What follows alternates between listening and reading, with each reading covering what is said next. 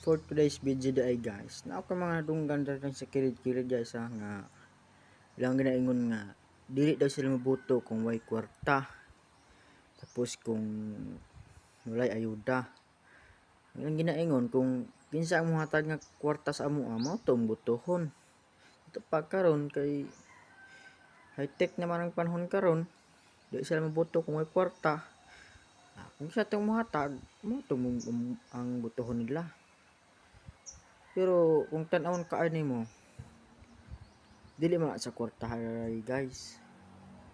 Kung naa sila sa kuan man na sila kaluoy ba, na sila kaluoy sa mga magdagan.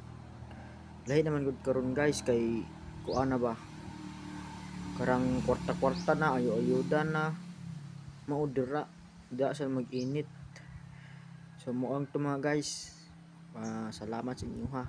So wala na ka-follow, pag-follow na.